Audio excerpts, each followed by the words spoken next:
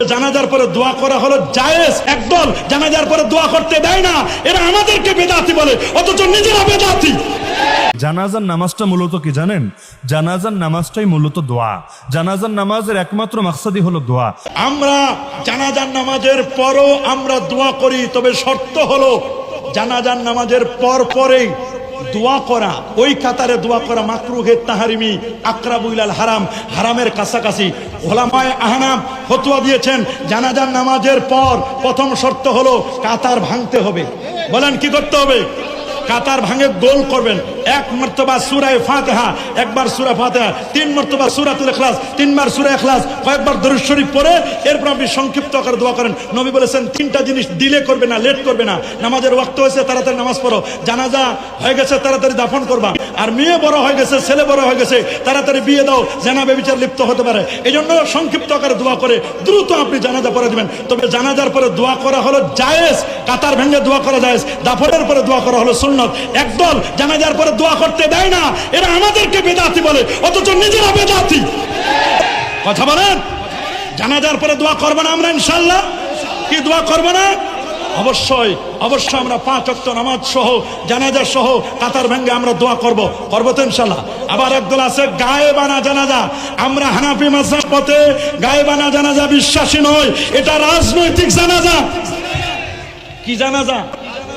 আমরা রাজনৈতিক জানাজার সাথে নয়, আমরা গায়েবানা জানাজা হানাফি মাযহাব মতে আমরা পড়ি না, আমরা এটাকে বিশ্বাস করি না।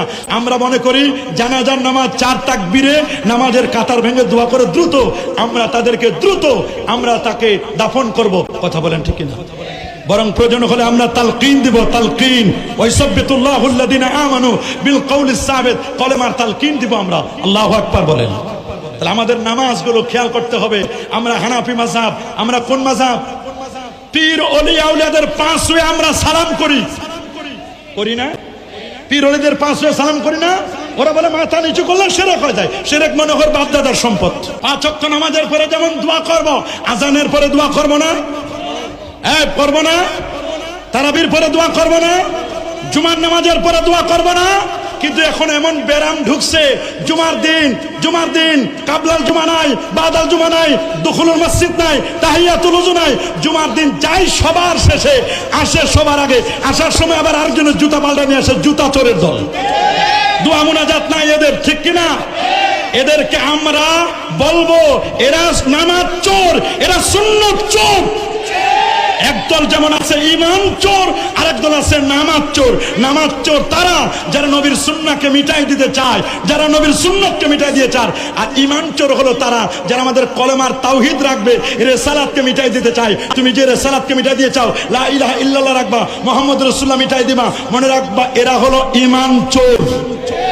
আমরা ঈমান চোরদের সাথে নাই, নামাজ চোরের সাথে। জানাজার নামাজ ওই অর্থে নামাজ না যে রুকু করি, সেজদা করি, বৈঠক করি, মানে স্বাভাবিক নামাজে যা করি জানাজার নামাজে কিন্তু আমরা সবটা করি না। জানাজার নামাজে কি করি? আল্লাহু আকবার বলে আমরা আল্লাহর প্রশংসা করি, সানা পাঠ করি। দ্বিতীয়বার আবার আল্লাহু আকবার পরে আমরা নবীর শানে দুরূদ পড়ি। কেন? কারণ রবের প্রশংসা করে নিলে আর নবীজির শানে দুরূদ শরীফ পড়ে নিলে দোয়া কবুল হয়। আর তৃতীয় তাকবীরের পর আমরা যে কাজটা করি এটার নামই দোয়া। আল্লাহুম্মা গফির লি হাইয়িনা ওয়া মাইয়িতিনা ওয়া শাহিদিনা ওয়া গায়িবিনা, এই পুরোটাই হলো দোয়া।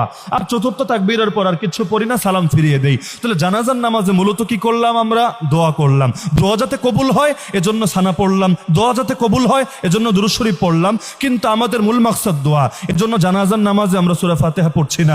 জানাজার নামাজে আমরা অন্যান্য কেরাত যেমন আয়াতুল কুরসি বলেন, আর সূরা হাশরের শেষ 3 আয়াত বলেন, ইন্না আতাইনা বলেন, কুল হুয়াল্লাহ বলেন, এগুলো কিছু পড়ছি না। একটা কাজই করছি পুরো নামাজ জুড়ে, সেটার নাম কি? দোয়া। তাহলে জানাজার নামাজের মূল কি? দোয়া। তো যেহেতু মূল হলো দোয়া, এখন আসসালামু আলাইকুম ওয়া রাহমাতুল্লাহ বলার পর যদি হুজুরে বলে হুজুর আরেকবার দোয়া করেন, তাহলে হুজুরের তো যৌক্তিক প্রশ্ন আসবে, এতক্ষণ কি করলাম রে পাগলা? এতক্ষণ যা করলাম এটা যদি দোয়া হয়, এই দোয়া তো নবীর শেখানো দোয়া। আল্লাহুম্মা গফির লি হাইয়িনা ওয়া মাইয়িতিনা, এটা আমাদেরকে আমাদের হুজুররা শেখায় নাই, এটা শিখিয়েছেন আল্লাহর নবী মুহাম্মদুর রাসূলুল্লাহ সাল্লাল্লাহু আলাইহি ওয়াসাল্লাম। তো বলেন নবীর দোয়া বেশি দামি না আমার দোয়া বেশি দামি? আমার হুজুর ভালো দোয়া করতে পারবে না সব হুজুরের বড় হুজুর নবীজি ভালো দোয়া করতে পারবে? তাহলে যদি মানেনি জানাজার নামাজ দোয়া, আর এখানে যেই দোয়াটা করি এটা শিখিয়েছেন মুহাম্মদুর রাসূলুল্লাহ সাল্লাল্লাহু আলাইহি সাল্লাম, যার চাইতে বড় হুজুর হয় না, যার চাইতে বড় পীর হয় না, যার চাইতে বড় আলেম হয় না, সুতরাং তার চাইতে দামি দোয়াও কেউ করতে পারবে না। তাহলে সালাম ফিরানো হয়েছে মানে দোয়া হয়েছে নাকি দোয়া বাকি আছে? দোয়া হয়ে গিয়েছে। তো একবার দোয়া হওয়ার পর যদি বলেন হুজুর আরেকবার দোয়া করেন, এতক্ষণ কি করলাম রে ভাই? যদি বলেন না হুজুর দুইবার করেন, লসের কি আছে? তাহলে দুইবার করার পর তো বলবেন 3 নাম্বার আর একবার করেন, 3 করার পরে বলবেন 4 নাম্বারটাও সাইরা ফেলেন, 4 করার পরে বলবেন 5 নাম্বার বাকি রাখার কি দরকার আছে? এটা হাস্যকর হবে। বরঞ্চ জানাজার নামাজ পড়ার পরে মাইয়েতকে যত দেরি করে কবরস্থানে নেবেন, এই মাইয়েতের কষ্ট হবে। আপনি চান আপনার বাপের কষ্ট হোক? আপনি চান আপনার মায়ের কষ্ট হোক?